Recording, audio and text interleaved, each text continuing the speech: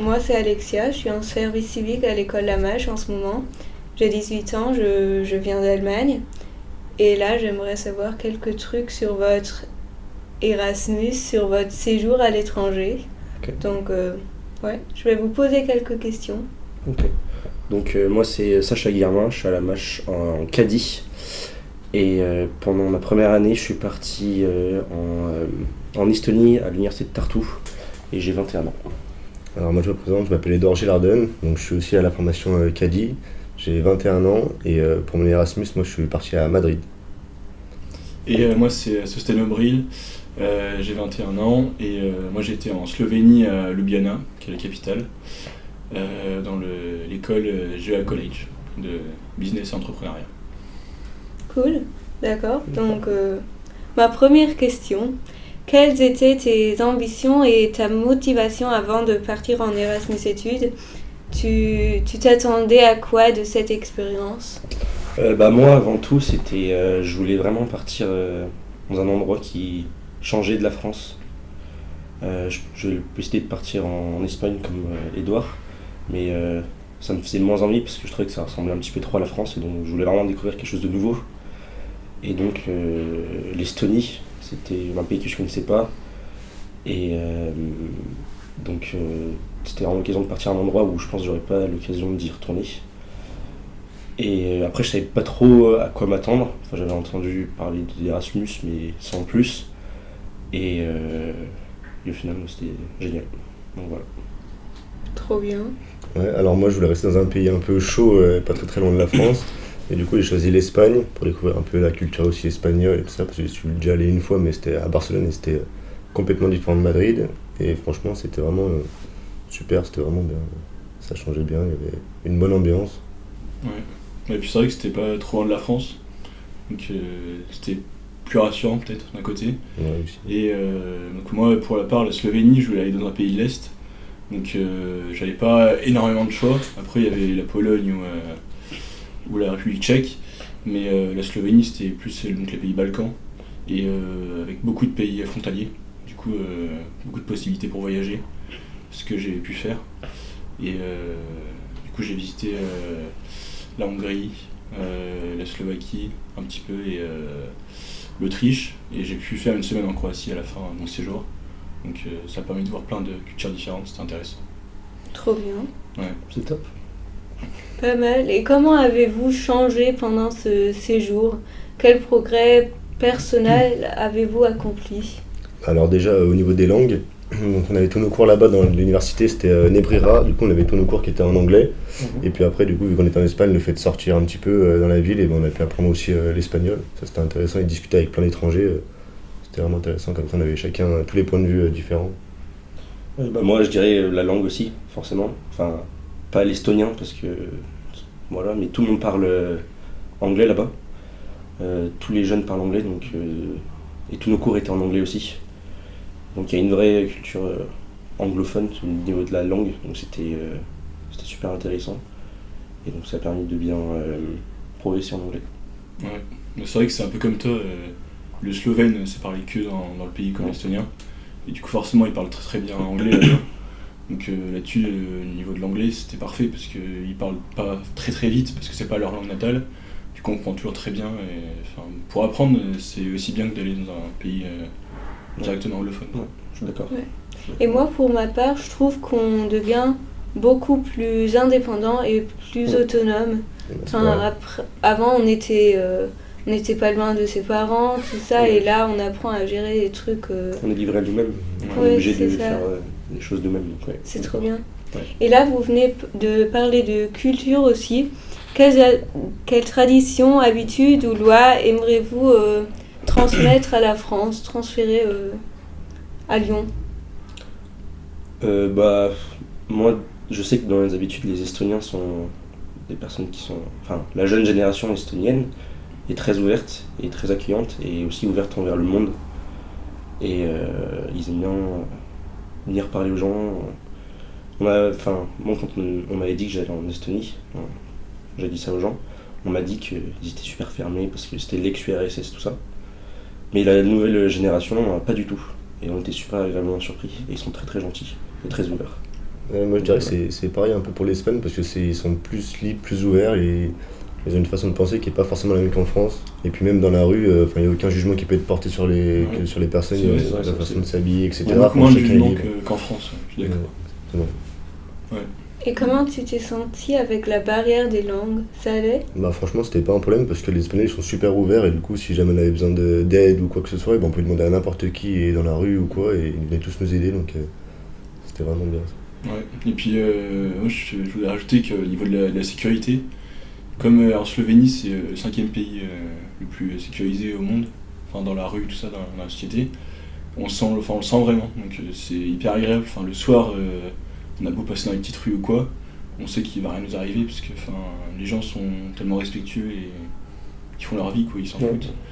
Que, c'est vraiment une attitude qu'ils ont, ils sont vraiment respectueux des autres. Et même en soirée ou quoi, ils vont pas chercher des embrouilles ou quoi, ils sont vraiment accueillants et ils ont pas de mal à aller vers les autres de manière bienveillante, quoi.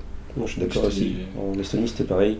Bon, par exemple, quand on arrivait dans l'université, dans un bâtiment, on laissait toutes nos vestes en bas et il n'y avait pas de vol.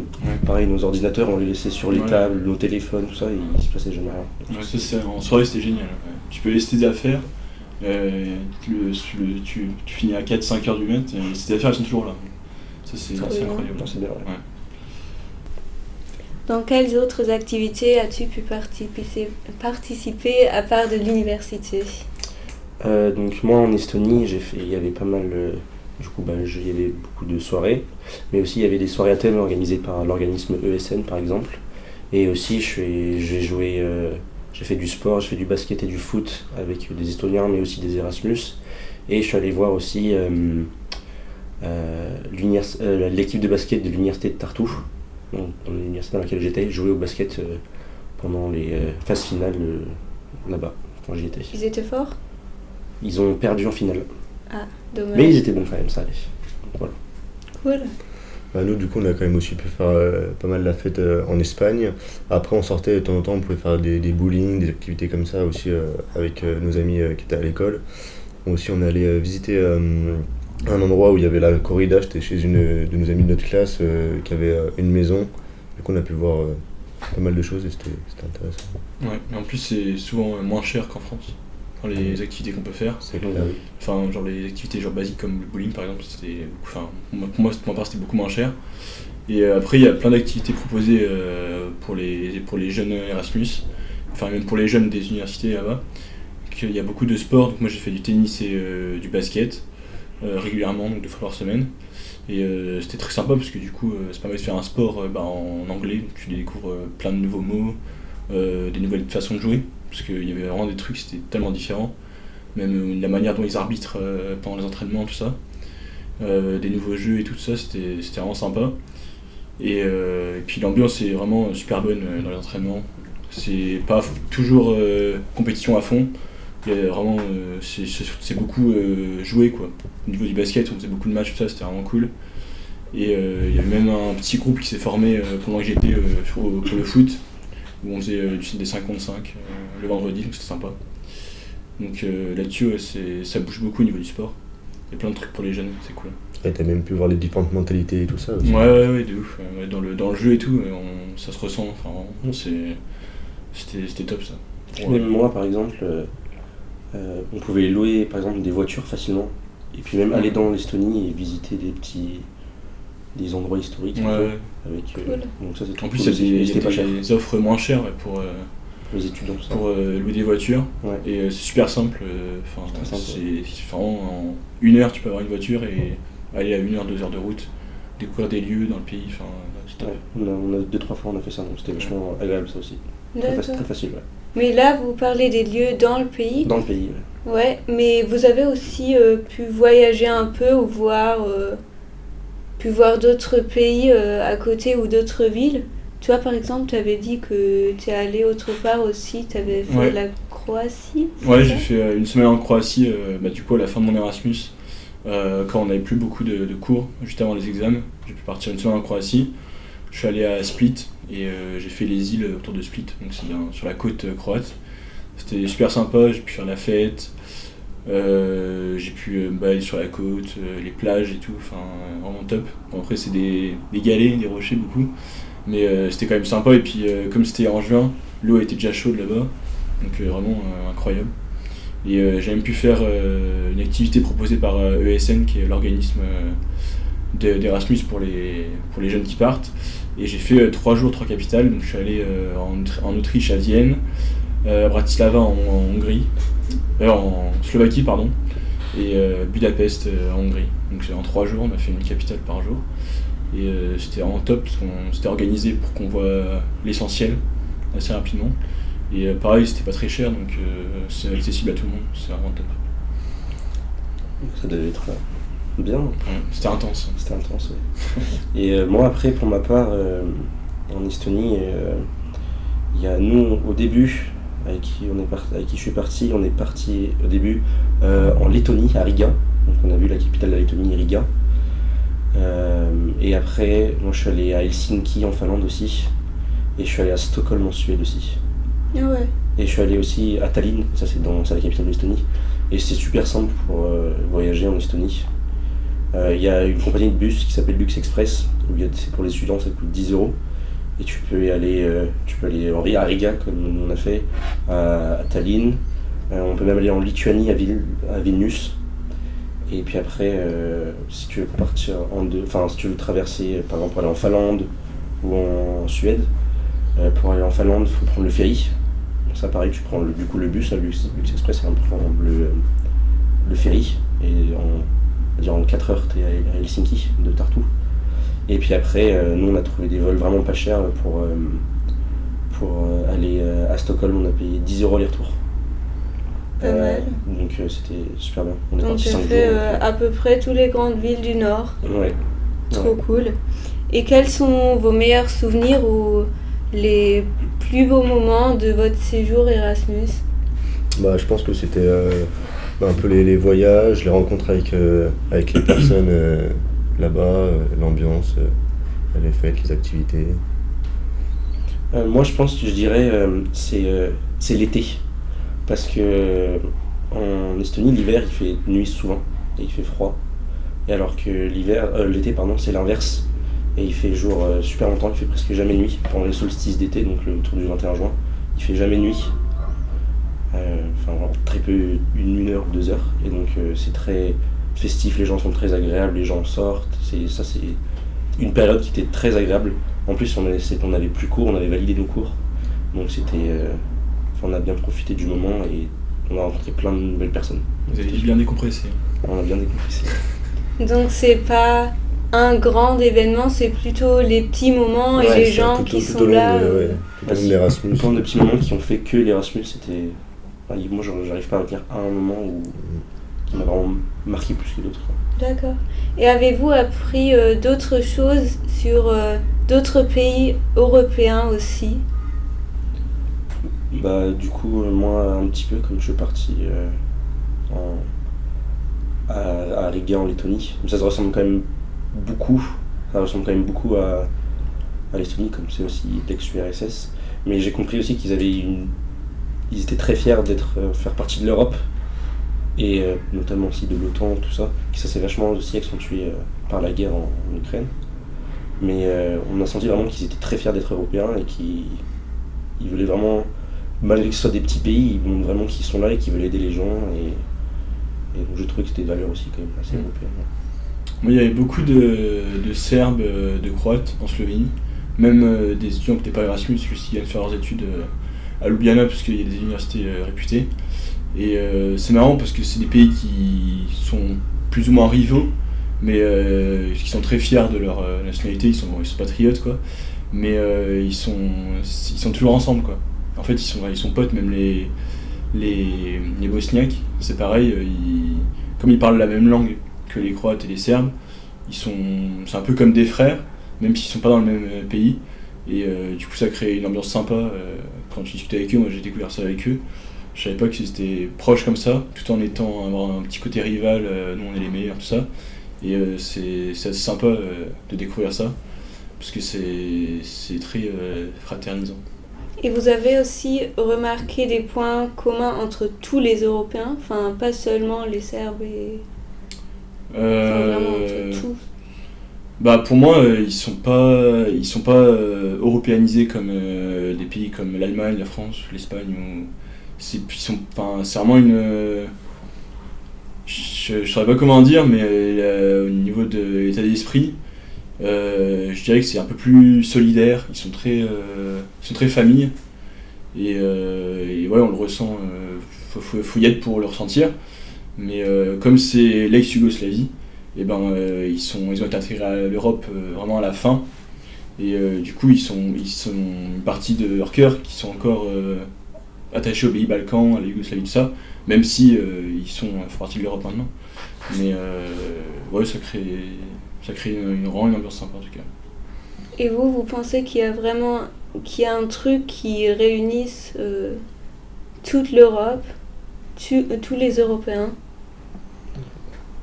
Le fait de parler anglais, je pense que ça joue. Ouais. Parce que du coup, d'aujourd'hui, les jeunes en Europe, ils parlent tous anglais. Enfin, la France un peu moins. Plus ou moins, ouais. On se rend compte qu'on n'est pas les meilleurs en anglais. Genre, vraiment pas, mais c'est vrai que comme ils parlent tous bien anglais, et que c'était quand même notre cas, tous les trois on parle quand même assez bien anglais, donc on n'a pas eu trop de mal à échanger avec les gens. Et c'est vrai qu'ils parlent mieux que nous, de manière générale. Ils sont meilleurs et c'est vrai que ça rapproche de pouvoir parler la même langue, sans que ce soit notre langue officielle à tous. Et puis aussi il y a un partage de culture, moi je trouve, qui justement avec le programme Erasmus, tout ça, plein de cultures qui se mélangent. Et aussi il y a l'Europe qui organise tous les ans, il y a une capitale qui est désignée comme la capitale culture européenne. Et en 2024 c'était justement Tartu, où j'étais en Estonie. Et donc c'est pour faire découvrir aux gens des nouvelles villes en Europe et pour montrer la culture du pays, donc c'est organisé. Ouais, je sais pas vous, mais moi j'ai ressenti que les Espagnols, ils étaient vraiment fiers de partager leur culture et de nous montrer, nous faire découvrir plein de choses aussi typiques. Ouais, c'est vrai. En Estonie aussi. Mais c'était aussi de savoir, ils sont contents d'accueillir des personnes étrangères aussi. Ouais, surtout qu'en Slovénie, il y a plus d'étrangers, vraiment les pays frontaliers. Du coup, en tant que Français, ils en voient pas souvent, quoi.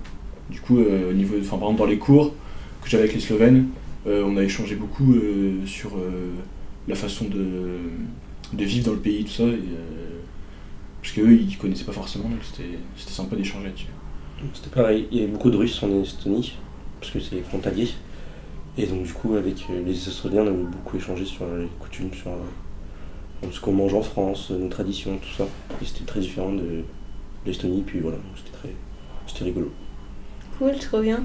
Pour la question suivante, je crois que je sais déjà ce que vous allez répondre, c'est que pensez-vous du programme Erasmus en général?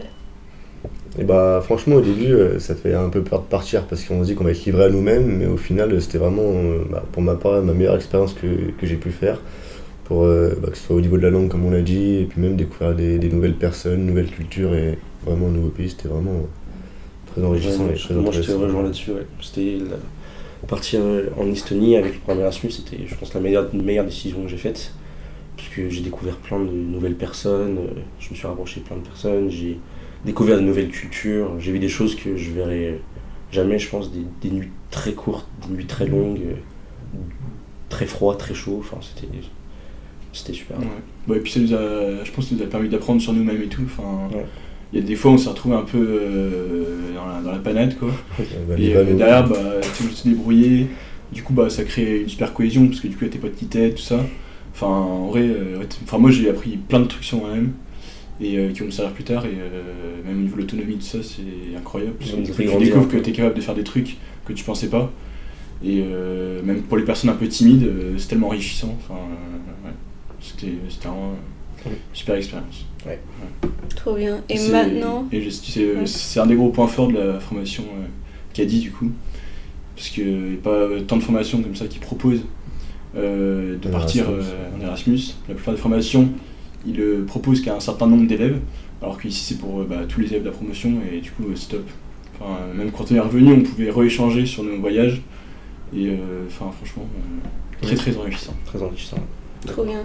Et maintenant, pour motiver les autres jeunes qui veulent partir, faites un slogan pour votre pays ou votre université d'accueil pour vraiment, vraiment motiver les jeunes de partir à l'étranger, de faire la même chose, de faire un Erasmus, de faire cette expérience.